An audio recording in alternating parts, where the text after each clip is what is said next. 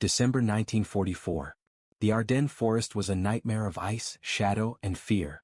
The snow lay thick across the ground, muffling every sound except the occasional cracking of a tree limb under the weight of frost.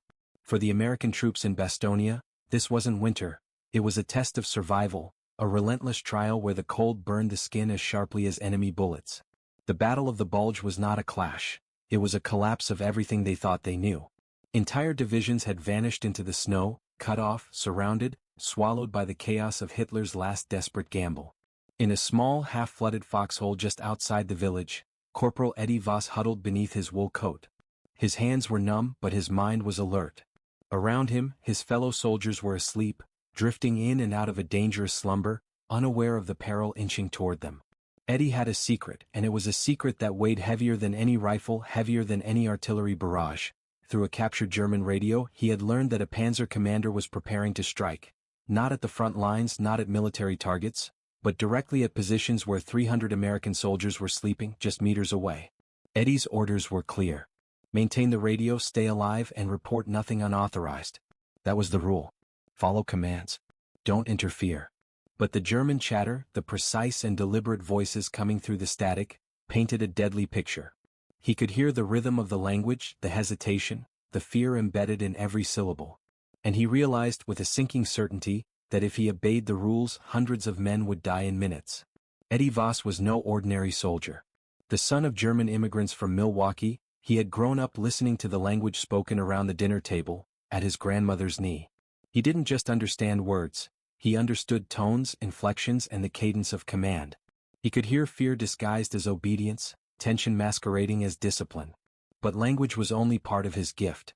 Before the war, Eddie worked for the Milwaukee Electric Railway and Light Company. He was a troubleshooter. When transformers hummed differently, he noticed. When circuits whispered subtle warnings, he listened. His bosses thought him eccentric. He was right every time. Patterns spoke to him. Systems had personalities. And in the chaos of the Ardennes, patterns would become the weapon that could save lives. 4 days, Eddie had monitored the German communications, strictly forbidden though it was. At first he was just curious, tracing frequencies, recording odd phrases. Then he started to see patterns. Not just where the units were, but the personalities behind them. One voice always ended reports with the same clipped monotone. Another hesitated, betrayed by a slight lisp. But there was one that dominated his attention. A panzer commander known as Eisenfaust Ver, Iron Fist 4. The man was meticulous, haunted by losses, cautious to the point of obsession. Eddie had been listening for 2 nights, sketching crude maps, logging times, call signs, and repeating phrases until they were etched into his memory. On the second night, Eddie heard something that froze him to the bone. Iron Fist 4 was arguing with his superiors, not with disobedience, but with terror sharpened into discipline. 2 tanks had been lost to minefields. Entire crews had been wiped out. He would not repeat that mistake. He would not advance without certainty, without confirmation. Eddie's stomach churned. He had stumbled upon a vulnerability in the German system, one that the Allies could never have predicted. An experienced, traumatized officer, desperate to protect his men, rigidly trusting the familiar. The choice was simple in theory, devastating in practice. Eddie could stay in line, obey orders, and hundreds of Americans would die. Or he could break every regulation, commit treason against protocol, and manipulate the enemy using the only weapon he had. His understanding of fear, language, and pattern. He whispered to himself, rehearsing the voice he would have to become. Eisenfaustver wasn't just a name, it was a presence. A command. A force. Eddie had to inhabit it completely, accents, inflections, clipped consonants, the perfect timbre of authority. The life of 300 men hung in the balance. The enemy's trust was his only key. The snow fell harder, drifting into the foxhole like the world itself was collapsing around him. The radios crackled faintly, a chorus of urgency and routine. Eddie's breath came in controlled, measured puffs, his hands steadying over the microphone. One slip, one hesitation, one wrong word and he would fail. Worse, he could die. Or worse, thousands could die because of him. And yet, in the cold, silent chaos of the Ardennes, Eddie Voss realized something vital. The army could not save them here. Orders, regulations, and protocol were irrelevant in a battle that had become a frozen hell. If anyone was going to prevent a massacre, it would have to be him. Alone. He clenched his fists around the radio, listening to the crackling German commands. The voice of Iron Fist 4 floated through the static. Each word, each pause was a drumbeat of fate. Eddie had one chance, one breath, one moment to act. And as the snow swirled around his foxhole, he made his decision. He would speak. Eddie stayed in his foxhole, the snow piling around the edges like the world itself was trying to erase him. Hours had passed since the last German transmission, but he didn't move. Every noise could be a signal, every crack in the ice a warning.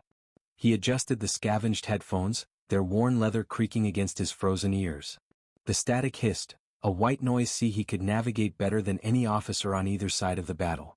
For 2 days, Eddie had been capturing the enemy's patterns, recording phrases, call signs, and the subtle cadence of commands.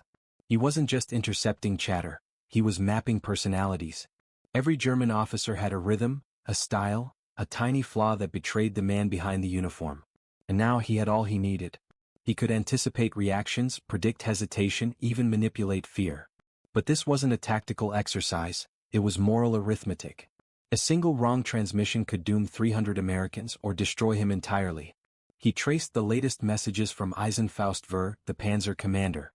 The man's voice rasped like smoke through the headphones, cautious, measured, haunted by recent losses. Eddie had listened closely enough to know the fear beneath the surface. 2 crews lost in mines, a battalion shaken by disaster, a commander terrified of repeating mistakes. Every instruction he gave carried the weight of past failure. And now, Eddie held the key to exploiting that fear. He wrote in his notebook, careful to track every frequency and every response. Sector northeast of Bastonia. Empty. Route to the fuel depot. Clear. But the fuel depot itself? A trap? That depended on the Army's placement of mines, intelligence that only Eddie could confirm. The calculations in his mind were simple yet terrifying. The Germans would advance if convinced the route was safe. They would hesitate if warned of danger. They would trust him because the voice on the radio matched every pattern he had studied. Eddie's hands shook from cold and tension. He had never held this much power over life and death. Even at the power company, troubleshooting a transformer hadn't felt this high stakes. Back in Milwaukee, a misread signal meant a burned-out circuit or a frustrated supervisor. Here, one mispronounced word could kill hundreds.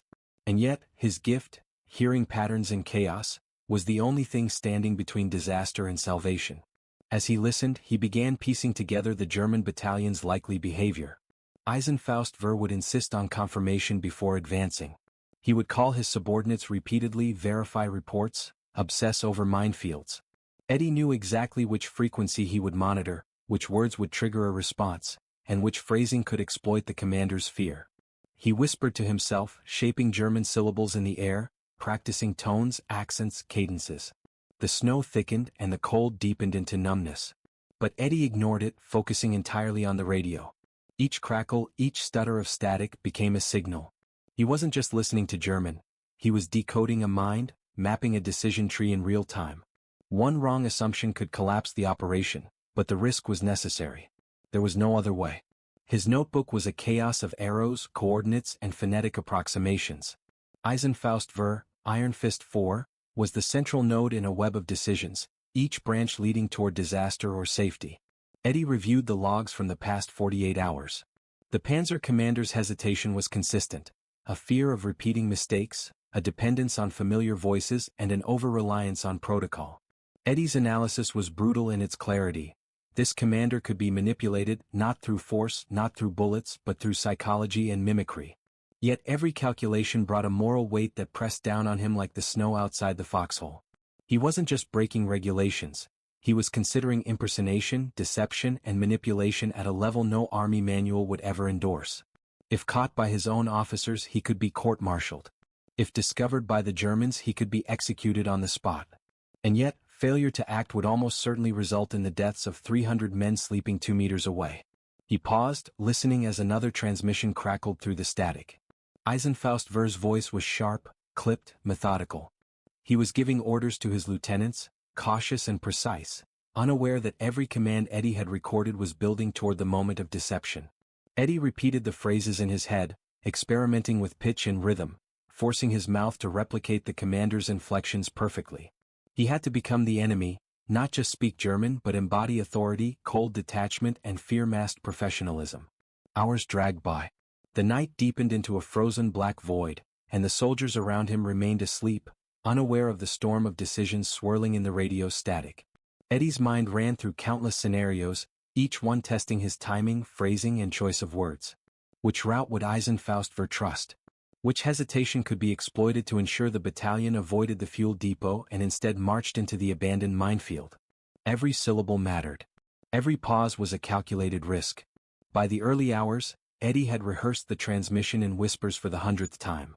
His strategy was clear. He would intercept, impersonate, and redirect. He would feed the Panzer commander a lie that exploited the man's trauma and obsession with survival, guiding the battalion away from American positions and toward a trap only Eddie knew existed. The moral calculus was unbearable, but there was no alternative. The snow continued to fall, relentless. Eddie sat in silence, listening, waiting, and preparing to step beyond the line drawn by orders, regulations, and the law itself. Somewhere in the frozen Ardennes, a German commander was about to hear words that could change the course of the battle. And in a foxhole just meters away from sleeping soldiers, Corporal Eddie Voss braced himself for the single transmission that could save, or doom, hundreds of lives. The snow had slowed to a whisper, but the cold was relentless. Eddie Voss huddled in the foxhole, the makeshift insulation of his uniform doing little to shield him. His fingers were numb, nearly useless as they hovered over the SR 300 radio. Every muscle in his body was taut with anticipation. This wasn't just another assignment, it was a moment that could define the lives of hundreds and possibly cost him his own. He reviewed his notebook one last time, tracing the entries of Eisenfaustver, Iron Fist 4, and his subordinates. Every call, every hesitation, every stutter was logged meticulously. Eddie wasn't just relying on language, he was relying on observation, pattern recognition, and instinct. He knew that the Panzer commander trusted consistency. Any deviation, any unusual phrasing could trigger suspicion, and in that case all the lives he hoped to save would be forfeit. The frequency was set. 43.4 MHz, the channel the German commander routinely used for coordination. Eddie adjusted the gain, ensuring the static was minimized but not eliminated. Any unnatural clarity would seem suspicious. He tested the microphone with a soft whisper, practicing his accent, his intonation, his timing. The words had to sound precise, detached, almost mechanical, like a man who issued orders with no hesitation and no emotion. His mind flashed back to Milwaukee, to the transformers he had once listened to at the power company. He could hear anomalies in the hum, predict failure before it happened. That gift, that unnatural ability to interpret signals, had brought him here. And now, it was the only thing keeping him alive, and the only thing that could keep hundreds of men alive. He breathed deeply, forcing his lungs to ignore the icy grip in his chest. This was it. Eddie keyed the mic. The click sounded impossibly loud in the silence of the Ardennes night. He paused, counting slowly in his head. Commanders never rushed. Authority never hesitated. Every second of delay had to feel deliberate. Eisenfaustver. Iron Fist 4, report, he said, the words clipped, precise, adopting the voice he had studied for days. It wasn't Eddie Voss speaking. It was a Prussian general, cold and commanding, speaking directly into the commander's fear. For a heartbeat, nothing. The hiss of static mocked him. Then, faint at first, a rasping voice answered, Iron Fist, for acknowledging. Speak. Eddie's heart jumped. Clauser had taken the bait. The voice on the other end was cautious, professional, every syllable betraying the commander's underlying anxiety. He could hear the calculation, the mental checklist, the decision-making process unfolding in real time. Eddie's fingers trembled as he delivered the lie. He had to frame it carefully, enough to redirect the battalion, enough to exploit Clauser's trauma, but not so much that it seemed impossible. New orders. Route, harvest compromised. Mines reported. Avoid sector Hartmann. Redirect to alternate coordinates. Grid 88F. His voice was steady, deliberate, every vowel and consonant carefully shaped to match the inflections he had memorized. He didn't just give information. He imposed authority, making it seem like an unavoidable mandate from a superior officer. Pause. Eddie's entire body tensed. He could feel Clauser's mind weighing, processing, questioning, calculating the risk of disobedience against the instinct for self-preservation. Every moment of silence stretched like a lifetime. The winter night seemed to lean in, holding its breath. Then a response. Short. Professional. Fear hidden beneath layers of military discipline. Understood. Route, avoided. New target, supply column. Estimated arrival. 0530 hours. Eisenfaustver out. Relief surged, but Eddie didn't breathe. Not yet. He had to confirm the deception would hold. One transmission could be ignored, two could expose him. He keyed the mic again, feeding Clauser's small, believable instructions that seemed tactical rather than miraculous. He confirmed minor coordinates, validated reconnaissance, and suggested a diversion, a small maneuver that would appear routine. Each word was carefully measured to reinforce the illusion that this was a legitimate command, not an improvisation from a corporal in a foxhole. The static crackled, punctuating every pause. Eddie's ears strained, listening for any hint of doubt in Clauser's responses. There was none. The man's professional voice carried authority, obedience, and the faint shadow of the fear Eddie had observed for days. The plan was working. But the danger wasn't over. The German command expected responses at 0230 hours from Clauser's actual superiors. If they called, if they realized their battalion was following unauthorized orders, Eddie's deception could collapse instantly. He sat frozen, counting down every second, imagining the German operators frantically searching for answers, unaware that they were chasing a phantom voice. The hours dragged, the snow continued to fall, and Eddie remained in his foxhole, keying in small necessary transmissions, each carefully choreographed. He was no longer just a radio operator. He was a master of timing, tone, and psychology. Each interaction was a dangerous dance along the thin line between heroism and catastrophe. By the first hint of dawn, the distant thumps of explosions began. The German tanks, redirected as he intended, were rolling into the minefield. Flares of fire illuminated the snowy hills, a terrible, brilliant symphony of destruction. Eddie's hands were numb, his body exhausted, but he sat rigid, listening as the chain reaction unfolded. Clauser's battalion was being annihilated, but at last the 300 Americans in the fuel depot were safe. Eddie slumped back, the weight of the night settling on him. Relief was tempered by guilt. He had manipulated, deceived, and orchestrated mass destruction. He had killed in all but name, yet saved lives in the same breath. And for what? Recognition was impossible. His actions were unauthorized, unsanctioned, dangerous, invisible. The sun began to rise, turning the snow pink and gold.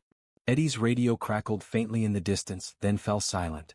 The battlefield was quiet now, save for the echoes of explosions, the distant groans of burning steel, and the suffocating silence of the men who had survived. He was just a corporal again, alone in a foxhole, surrounded by snow, and carrying the knowledge of a night that no one would ever believe and no one would ever know. By mid-morning the Ardennes had transformed. The snow, once soft and whispering, was now crusted with ice and blackened by smoke from distant fires. Eddie Voss remained in his foxhole, rigid, every nerve alert, though exhaustion weighed heavily on him. He hadn't slept properly for 4 nights. His body begged for rest, but he couldn't afford it. Even after the first detonations had begun, his mind refused to relax. He knew the German battalion had fallen into the minefield exactly as planned, but Eddie had no way of confirming it beyond distant echoes. Then he heard movement. Boots crunching in the snow, cautious but deliberate. Eddie's head snapped up. He wasn't alone. Captain Morrison appeared at the lip of the foxhole, alone, his face grim. No MPs. No formal entourage. Just Morrison holding something small in his hand, a typed piece of paper. Eddie's stomach twisted. "Corporal," Morrison said, climbing down into the trench, settling across from him. His voice was low, controlled, but the weight behind it was unmistakable. Eddie didn't respond, his lips tight, his body still coiled from the night's terror. Morrison held up the paper. "We found this in the CI tent," he said. "Your notebook, your radio." Eddie's chest constricted. That was impossible. The radio had been buried. The notebook, gone. How had it survived the MPs, the confiscation? I retrieved it," Eddie muttered, his voice barely above a whisper. He wasn't proud. He wasn't seeking approval. He was merely stating a fact. Morrison's eyes narrowed. He studied Eddie's face, searching for any sign of deception, pride, or fear. There was none. Only the hollow exhaustion of a man who had lived through an unthinkable night. "Intelligence received word," Morrison continued slowly, "that the German battalion we expected to strike the fuel depot was destroyed, northeast of here in the minefield." His words hung in the air like a lead weight. Eddie said nothing. He knew what Morrison meant. The captain's expression softened slightly, but his voice remained measured. "No one else knows. This wasn't part of any sanctioned operation. Your actions were extreme. Risked your life and potentially the lives of others for a gamble that succeeded." He paused, letting the implication settle. If command finds out you acted without orders, the consequences would be severe. Court-martial. Discharge. Possibly worse. Eddie's jaw tightened. He wasn't concerned about punishment. He was concerned about the moral weight of what he'd done. He had manipulated a man he respected into sending his own troops to their deaths. He had lied, deceived, and orchestrated mass destruction, and yet he had saved hundreds of American soldiers. The balance of guilt and relief was dizzying, almost unbearable. Morrison continued, ignoring Eddie's silence. Your notebook, the frequency logs, everything you documented, it's now evidence. Classified. Unauthorized intelligence. But I've recommended a commendation. Your insight saved lives. He let the words sink in, but Eddie's face remained impassive. Recognition meant little compared to the weight of what had transpired. The reality, Morrison said, leaning back against the icy trench wall, is that no one will ever fully understand what happened. The official record will credit an unknown Allied broadcast or a miscalculation on the German side. Your actions, while brilliant, cannot be documented in detail. It would compromise security and it would defy protocol. Eddie nodded slowly. He understood. The army had rules for a reason. But sometimes rules weren't enough. Sometimes survival depended on improvisation, courage, and moral audacity. He had crossed the line. He had broken regulations. Yet he had done what was necessary. Morrison placed the typed tag from the CI tent onto the snow between them. Unauthorized intelligence source. CPL-Vasi. It's already gone to G2. They'll review it, but I've taken steps to ensure nothing links back to you directly. You'll be reassigned. Far from front lines. You'll train new radio operators. Maintain equipment. Avoid enemy transmissions. Can you live with that? Eddie stared at the paper, the snow crunching under Morrison's boots outside the trench. The sun glinted off the icy ridges, casting long shadows over the battlefield. He thought of the German commander, Clauser, and the dozen lives he had ended without ever firing a single shot. He thought of the 300 American soldiers who woke to safety, unaware of the phantom voice that had protected them. He thought of the minefield, silent and deadly, stretching across the Ardennes. Yes, sir, Eddie said finally. The words were heavy but resolute. He could live with it. He had no choice. No one would ever know. No medals, no parades, no stories in history books. His heroism existed only in shadow and silence. Morrison rose, brushing snow from his coat. Good. Because no one else will ever know. That battalion, that engagement, it will remain classified, buried, sanitized. The truth is too dangerous, too inconvenient. But you survived. That alone matters. He turned, walking back to the edge of the trench. Eddie watched him leave, the captain's figure disappearing into the gray morning light. Alone again, Eddie felt the crushing weight of solitude. The adrenaline that had sustained him for days began to ebb, replaced by exhaustion and an ache that ran deep into his bones. He stared out across the snow-covered hills, listening to the faint crackle of distant artillery and the quiet groans of the wounded. Victory, if it could be called that, felt empty. He thought about returning to normal life, to Milwaukee, to the power company, to a world where the only hum he'd hear would be from transformers, not tanks exploding in frozen fields. That world seemed impossibly distant. Here, in this foxhole, Eddie realized that war had a different rhythm. The true battles were often invisible, fought not with guns, but with knowledge, intuition, and the courage to break rules when everything depended on it. Eddie allowed himself a long, shivering breath. The world beyond the foxhole was waking. Soldiers would emerge, patrols would sweep the area, and reports would circulate. But no one would ever piece together the phantom transmission, the stolen radio, or the strategic manipulation of a terrified German commander. He had rewritten a small corner of history, silently, invisibly. For now that had to be enough. The morning after the explosions, the Ardennes was eerily quiet. The sky was a washed-out gray, the snow glistening with frost, and the wind whispered through the skeletal trees like a warning. Eddie Voss remained in his foxhole, frozen in place, his rifle resting across his knees. Hours had passed since the last detonation, and yet his mind refused to release the tension. The phantom voice he had sent over the airwaves still lingered in his head, repeating every syllable of the fabricated orders. He checked the radio one last time. The battery was critically low. The SC-300 sat silent, lifeless, buried beneath a thin layer of mud to conceal its presence. He had also hidden his notebook, the detailed frequency logs and call signs, alongside the radio. The risk wasn't just discovery by American command, It was the German patrols sweeping for survivors or intelligence units tracking any anomaly in their communications. If anyone stumbled across it, the truth would unravel. Lives could be lost again. Eddie exhaled slowly, the cold air burning his lungs. He had spent 4 nights listening, tracking, plotting, and finally deceiving the German commander. But that wasn't the end. There was still cleanup, still risk. The battlefield didn't forgive mistakes. It didn't forget. He looked over the snow-covered ridges, noting the occasional plume of smoke in the distance, remnants of the destroyed Panzer Battalion. 20, maybe 30 burning tanks dotted the horizon like metallic tombstones, their twisted hulls black against the white snow. Eddie climbed out of the foxhole carefully. His movements were deliberate, almost ceremonial. Every step had to avoid footprints or any trace of his passage. The wind carried sounds across the landscape, bending them and disguising the noises of men and machines. Eddie used it. He crouched low, moving between trees and rocks, shadows stretching long and thin in the early light. He approached the site where the CI tent had been. The supply area was largely deserted now, the guards gone on their morning rounds. The MPs who had confiscated his equipment were either asleep in another trench or distracted with inventory. Eddie had to move quickly. He needed to confirm that nothing remained that could tie him to the unauthorized transmission. The radio, hidden under the frozen mud, needed a final layer of concealment. The notebook, meticulously buried, had to be camouflaged with snow and debris to appear untouched. As he crouched by the hiding spot, Eddie felt a pang of fear. What if someone had discovered it already?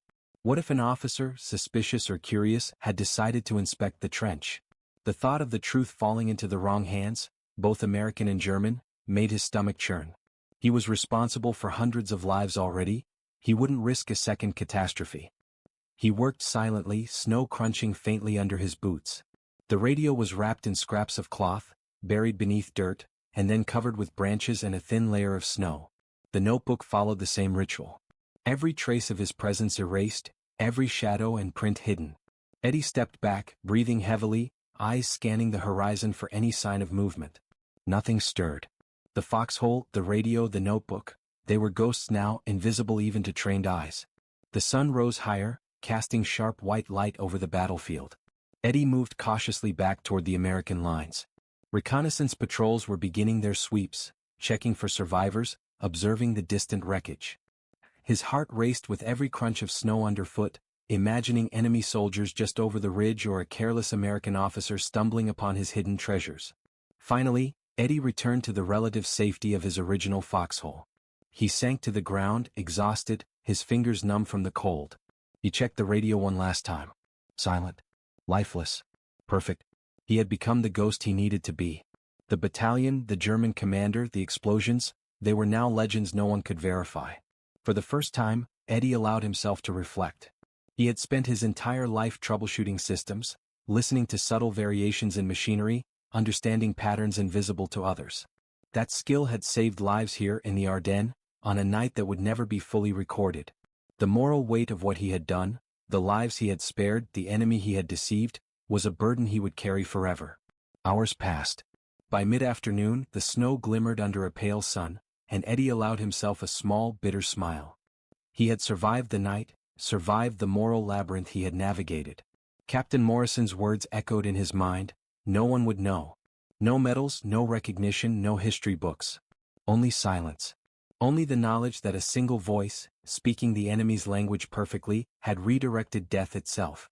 By evening, Eddie had been reassigned. He left the front lines quietly, transferred to a communications unit in Luxembourg. There he maintained equipment and trained new radio operators. No one asked about the Ardennes. No one questioned the destroyed Panzer Battalion. Eddie didn't volunteer information. He knew that truth, once revealed, could unravel more than just his own life.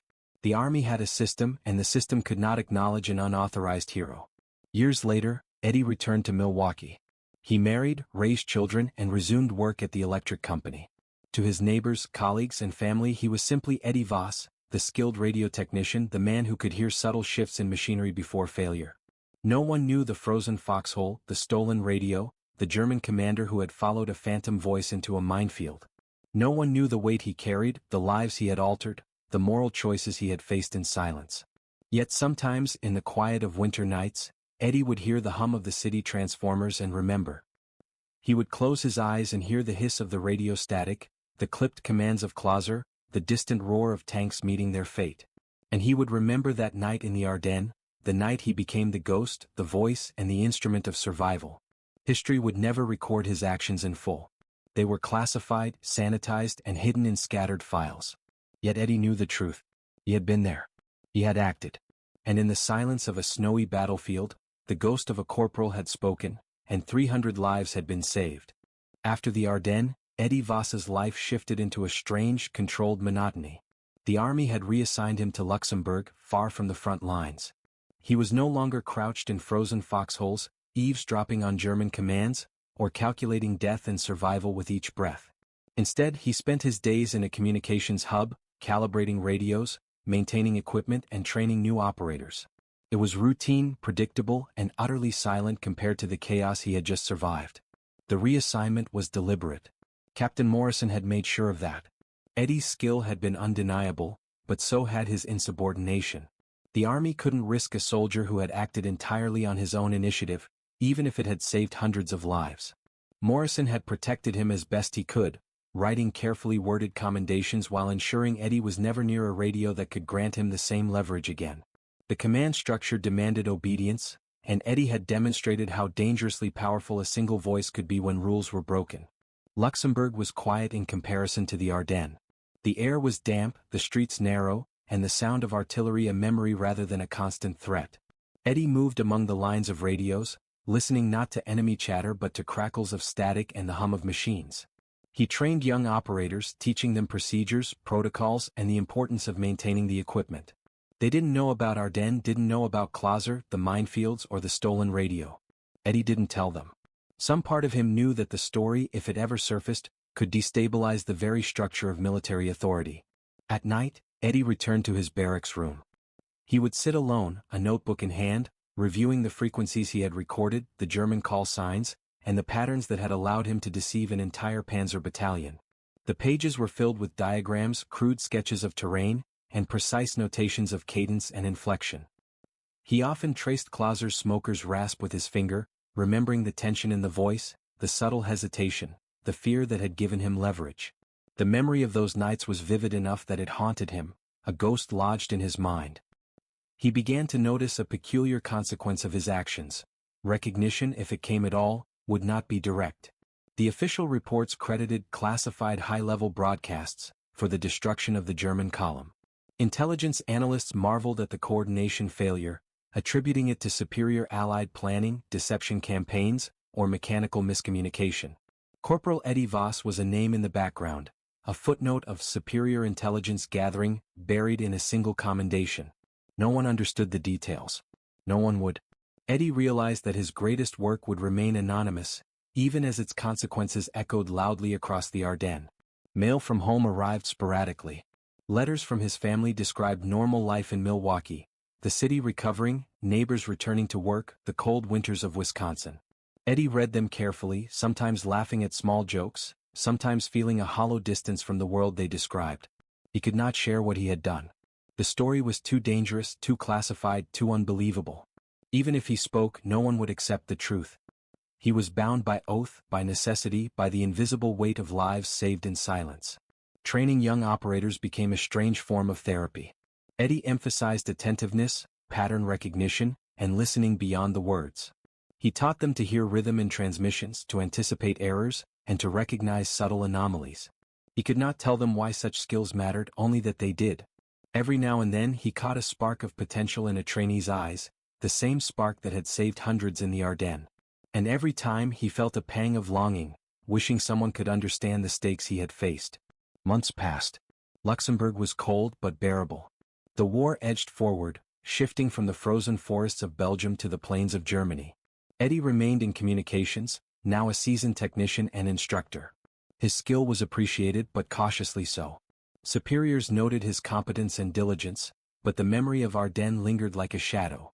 Eddie's reputation was controlled, sanitized, and compartmentalized. He could save lives again, perhaps, but only within the strictest parameters, never with improvisation, never with risk. In quiet moments, Eddie would revisit the Ardennes in his mind. He imagined the burning German tanks, the chaos of fire and ice, the faces of soldiers who had died thinking they were following legitimate orders.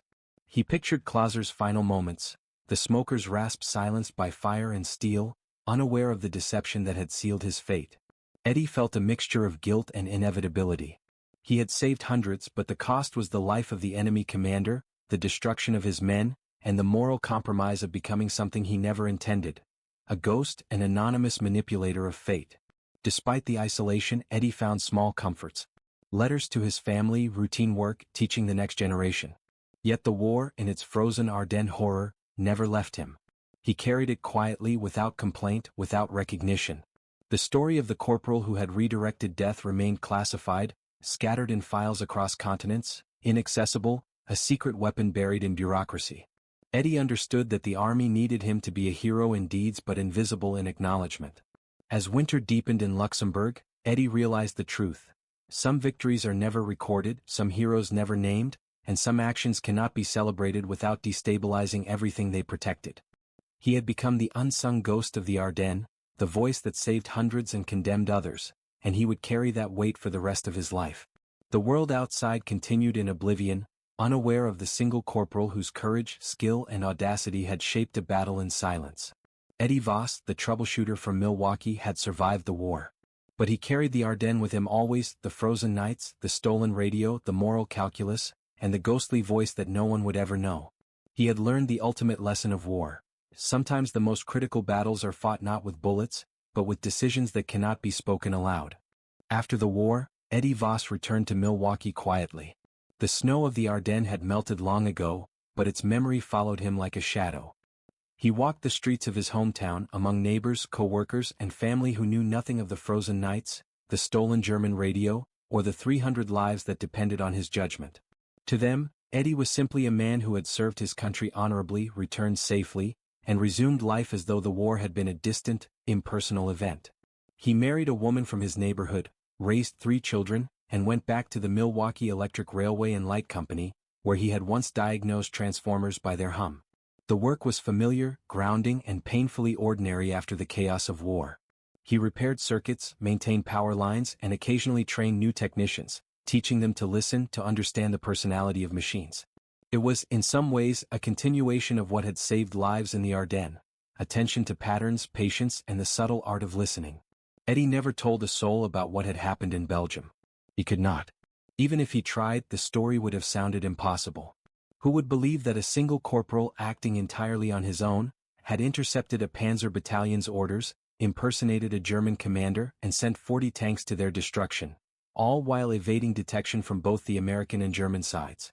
The truth was classified, the evidence missing, and the official records carefully sanitized. He had learned that the army preferred ambiguity, a narrative of mystery rather than an individual's audacious success. Decades passed. Eddie's family knew him as quiet, diligent, perhaps slightly eccentric, but they had no idea of the horrors he had witnessed, or the control he had exerted over life and death in that frozen forest. He would sometimes sit quietly in the evenings, gazing at the snow falling outside his window, and replay the Ardennes in his mind. He remembered Clauser's smoker's rasp, the voice of a man trapped by his own fear, manipulated by someone he would never meet. He remembered the thundering explosions, the fire-consuming steel and fuel, the silent gratitude of 300 sleeping soldiers who would never know the name of the man who saved them. Eddie aged quietly, carrying the weight of anonymity. He felt a peculiar mixture of relief, guilt, and melancholy. He had survived the war without medals, parades, or recognition. Yet he had saved lives in a way no formal commendation could truly capture. The moral burden of his deception was a private legacy, heavier than any uniform or rank could convey. He understood that heroism often demands solitude, secrecy, and a willingness to bear the consequences without acknowledgement. In 1987, Eddie Voss passed away at the age of 64. His death was quiet, marked only by the presence of his family, who mourned a father, a husband, and a man of quiet dignity. They would never know that he had once commanded the invisible battlefield of the Ardennes with nothing more than a radio, a notebook, and his extraordinary intuition. His story had ended, but the echoes of that night persisted in invisible ways. 5 years later, in 1992, a German military historian began interviewing surviving officers from the Ardennes offensive. One of them, a former major of the Wehrmacht, recounted a story that had haunted him for decades. He spoke of the Eisenfaustwehr Panzer Battalion, destroyed inexplicably in a minefield northeast of Bastogne. The major described how the battalion had followed orders into a trap, despite no evidence of American presence, artillery, or ambush. No explanations in official German records made sense. It was as if the battalion had been guided by a ghost. Intrigued, the historian dug deeper. He reviewed declassified American reports, stumbling across Captain Morrison's after-action notes. The reports credited the destruction of the German column to likely deception by a classified high-level Allied broadcast. The sources were listed as unknown. The historian discovered a single commendation mentioning a Corporal Eddie Voss, awarded for superior intelligence gathering, but no details of the unauthorized operation were available. The radio and the notes that had made the deception possible were missing, buried, confiscated, sanitized. The historian's research confirmed a strange and unsettling truth. Someone somewhere had acted outside all regulations, outside all orders, and saved hundreds of lives by becoming the enemy for a single crucial night. The German officers never learned the truth. The American command structure had carefully concealed it. And the man who had orchestrated the deception had returned to a life of ordinary anonymity. Eddie's actions remained largely invisible, a secret woven into the fabric of military history. His colleagues remembered him as a diligent technician. His family remembered him as a quiet and patient man. Yet, in the shadows of history, his singular act had shifted the balance of a critical battle. He had manipulated patterns, voices, and human psychology in a way no training could teach, wielding information as a weapon and saving lives without recognition. War, Eddie had learned, was not always about following orders. Sometimes it was about knowing which orders to break, which risks to take, and which truths to conceal. In the Ardennes, a corporal had rewritten the outcome of a night, using ingenuity, courage, and the rare ability to see the invisible patterns others could not. The consequences of his actions were eternal, yet unseen, an echo of lives spared and a ghost of a man who became the enemy to save his friends. In the end, Eddie Voss's story is a reminder that the most consequential battles are not always recorded in history books. Some victories are carried in silence, in the quiet bravery of individuals who act when no one else dares, and who never claim the glory they have earned. Eddie never sought recognition. He never needed it. His war was fought in a frozen foxhole with a stolen radio, and with courage that was invisible to the world. And so the ghost of Ardennes remains. Silent, uncelebrated, and eternal. A voice that once turned fear into salvation. A single corporal who held the lives of hundreds in his hands and chose to act, alone and unknown.